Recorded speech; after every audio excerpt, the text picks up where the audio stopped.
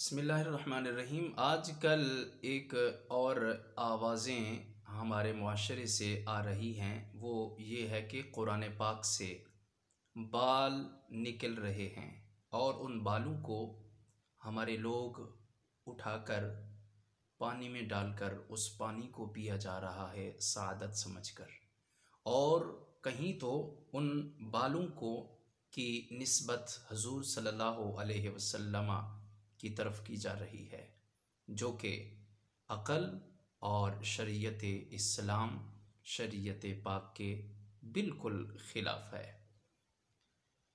ज़ाहिर सी बात है, कुरान पाक में बाल का आ जाना ये कोई नामुमकिन बात तो नहीं है।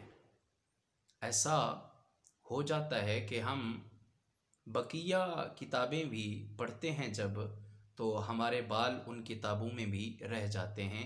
ये हमें अच्छी तरह याद है, कई बार ऐसा होता है कि कुरान पाक तो और बात है, क्योंकि उस वक़्त तो फिर भी कुछ न कुछ एहतियात होती है जब कुरान को पढ़ते हैं, लेकिन जब एक बुक की स्टडी कर रहे होते हैं, उस बुक के अंदर भी काफ़ी दफ़ा देखा जाता है कि उसमें बाल निकलते हैं। वो कभी भी हम अपने ज़हन में नहीं सोचा कि ये बाल माज़अल्लाह हुज़ूर सल्लल्लाहु अलैहि वसल्लम के बाल हैं, या इसको उठाकर हम पी लें ये पानी में डालकर तो इससे शफ़ा मिलेगी। तो प्यारे मुअज़्ज़ज़ भाइयों, हमारी माएँ, हमारी बहनें जब कुरान को पढ़ती हैं तो वो हो सकता है उनका बाल उस कुरान के हिस्से में आ गया हो, जो हिस्सा हम पढ़ रहे होते हैं, और उसको जब बंद करते हैं, बंद करने के बाद रख देते हैं और फिर उसको हवा भी नहीं लगती, कोई ऐसी लोकेशन उससे नहीं मिलती जिसकी वजह से वो बाल निकल कर बाहर आ जाए, तो वो वहीं का वहीं रह जाता है। ऐसे ही कोई इंसान दाढ़ी के बाल पढ़ते पढ़ते दाढ़ी का बाल उस कुरान में गिर जाता है, तो ये भी हो सकता है।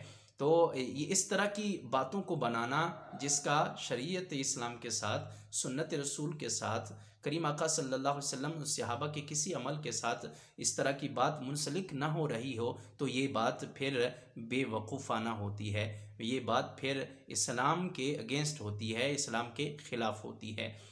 दरअसल बात यह है कि हमारे अंदर एक आलमिया ये भी है कि हमारे मुआशरे के लोग, हमारे भाई, हमारे मुसलमान जब कुरान पढ़ते हैं एक दफ़ा, तो उसको फिर साल के बाद पढ़ते हैं या 6 माह पढ़ते हैं बाद पढ़ते हैं, या उसको 1 माह के बाद पढ़ते हैं। रोज़ाना की रूटीन हम में नहीं है, जिसकी वजह से एक दफ़ा जब बाल हमारा, हमारी बहन, हमारी माँ का गिरता है उस कुरान में, तो फिर ज़ाहिर है उसको बंद करके रख देते हैं अलमारी में, फिर उठाने की हमें तौफ़ीक़ ही नहीं मिलती।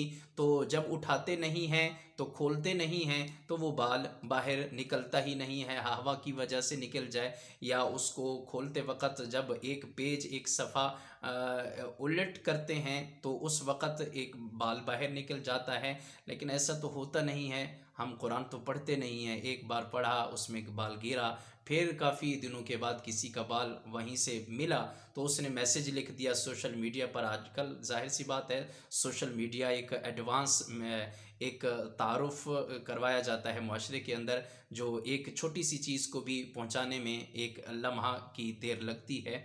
तो इस तरह के तवहुमात की तरफ हमें अपना ध्यान नहीं देना चाहिए। ये गलत वहम है, ये गलत बातें हैं। हुजूर की तरफ इन बालों को मंसूब मत किया जाए, और इन बालों को उठाकर पानी में डालकर उस पानी को पीना सादत मत समझा जाए। हाँ, कुरान को उठाएं, कुरान को सीने से लगाएं, कुरान को पढ़ें और उसको देखें, सारी की सारी नेमतें और रहमतें मिलती हैं। कुरान की सूरत को पढ़ें और सूरत को पढ़ने के बाद पानी में फूंक मारें, वो पानी पी डालें, तो इसमें सादत है, ना कि बाल किसी का मिल जाए उसको पानी में डालें। ये मुसलमानों में बेचैनी फैली जा रही है, ताकि मुसलमान बेचैन हो जाएं, और कोई इसका कोरोना वायरस के साथ किसी किस्म का ताल्लुक़ नहीं है। कोरोना वायरस और हर तरह की वायरस, हर तरह की बीमारी का हल कुरान को पढ़ना है, कुरान पे अमल करना है, कुरान की हर बात को अल्लाह और उसके रसूल की इत्तिबा और अल्लाह और उसके रसूल की इताअत में है, तब हमारी बीमारियां दूर हो सकती हैं।